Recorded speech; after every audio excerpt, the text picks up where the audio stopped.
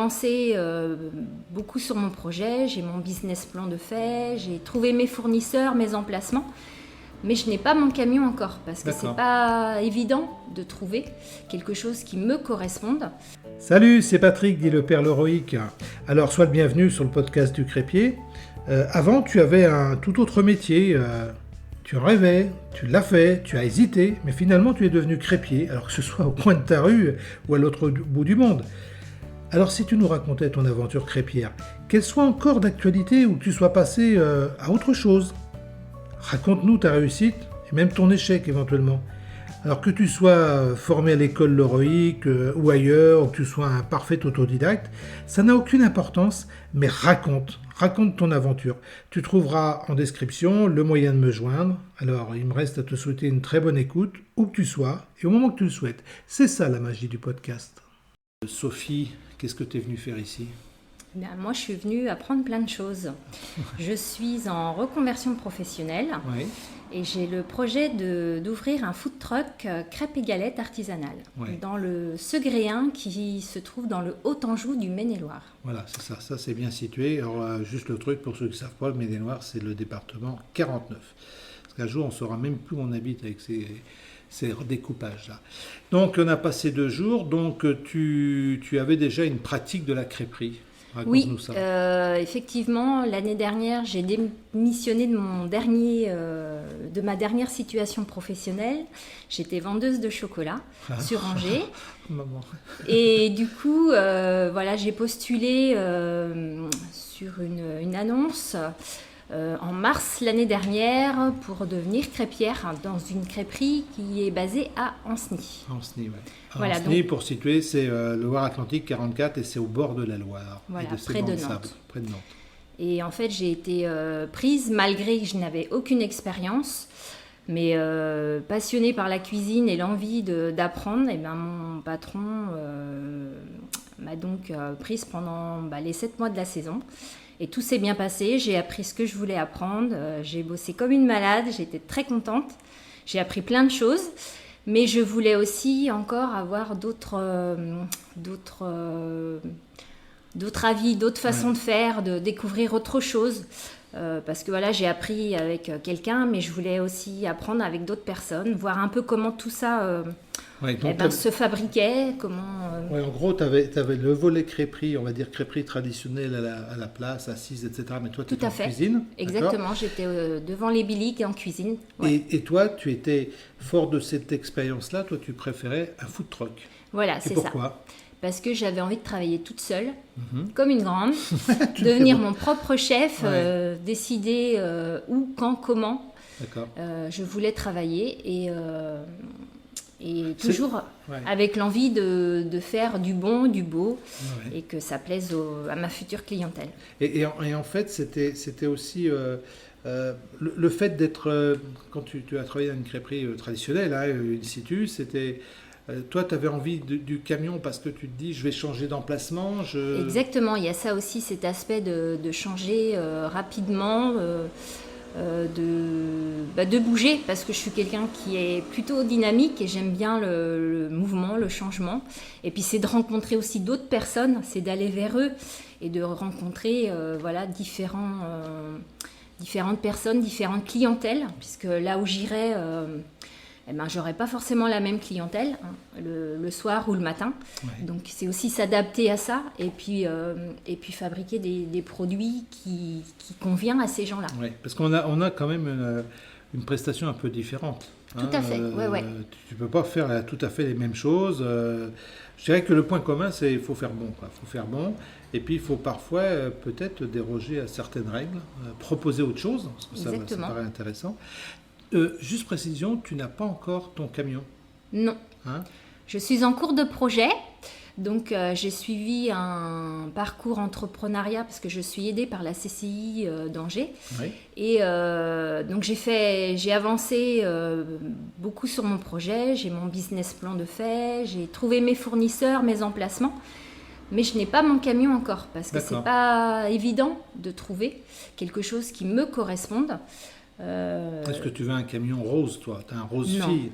Non, j'exagère. Non, mais si je pose cette question-là, c'est parce que le podcast, il est écouté par des gens qui sont dans le métier. Et puis, il y a toujours quelqu'un qui connaît quelqu'un ou lui-même qui vend son camion. Alors, il faut savoir que Sophie elle recherche son camion. On va dire, c'est un budget de 20 000 euros en moyenne. Ouais, c'est ça. L'enveloppe correspond à 20 000 euros. 20 000 euros en moyenne. Donc oui, on fait un appel. Si des fois, à il y a la un rigueur, camion, je suis preneuse de toutes les offres. J'étudie chaque proposition. Et puis, Alors voilà, en gros, n'hésitez pas, vous avez un camion, vous connaissez un camion à vendre, et bien ce que vous faites, on ne va pas embêter Sophie qui a bien beaucoup de boulot de préparation, bien vous savez que c'est très simple de prendre contact avec moi, vous allez trouver un mail dessous en description, mais je vous le donne tout de suite, par exemple à patrick@écolecréperie.com. Voilà, n'hésitez pas, ça peut être le bon truc. Alors, tu as tes emplacements, tu as déjà fait ton étude de marché, etc. Oui. Et donc, tu es venu là. L'idée, c'est que tu avais quand même déjà, on va dire, un côté professionnel de la crêperie pour avoir travaillé 7 mois. C'est ici, est-ce que ça t'a pas dérouté de ce que je t'ai montré? Pas du tout. Non, j'étais toujours... j'étais dans l'ambiance de la cuisine, de la crêperie. Et ce que je voulais, ce que je venais chercher chez toi, c'est de parfaire en fait ce que je connaissais déjà. D'accord. Et d'apprendre encore un peu plus. Tu vois, aller au-delà de ce que je connais, de ce que je sais faire. Mais je sais qu'on peut faire encore plein de choses. Et c'est ce que tu m'as fait découvrir pendant ces deux journées. Et je t'en remercie beaucoup. Non, mais de rien. Mais ce que je veux dire, bien sûr, c'est gentil. Mais ce que je veux dire, c'est que au-delà de la cuisine en elle-même, tu es venu avec une brigade de questions. Ouais. Alors là, j'avais bien périphérique à tout ça, en dehors aussi, même de la cuisine. Ouais.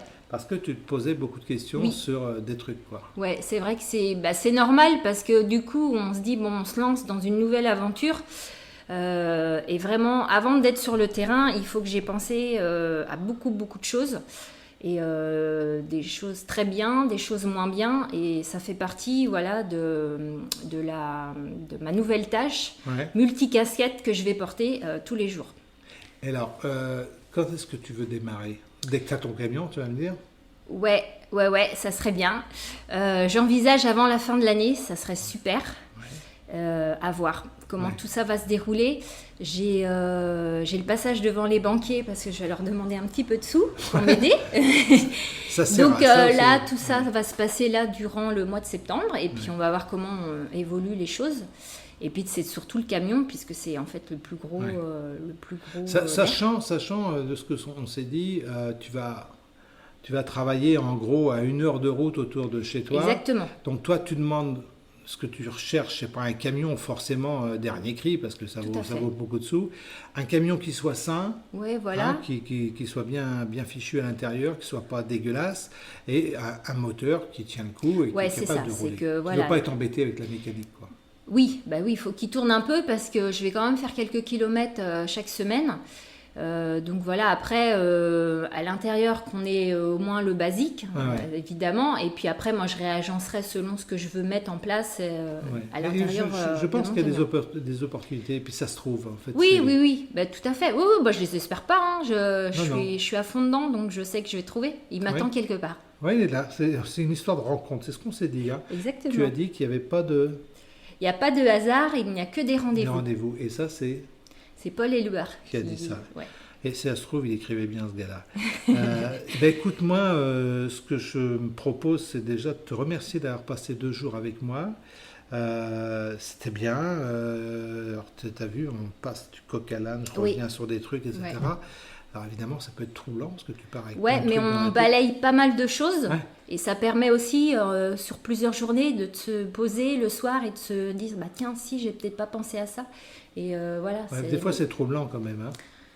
Parce que c'est intense et puis mais c'est génial parce que voilà, c'est ce que j'attendais et si tu as retrouvé tes petits, c'est l'essentiel quand même, tu vois, c'est important. Moi je te remercie de m'avoir choisi.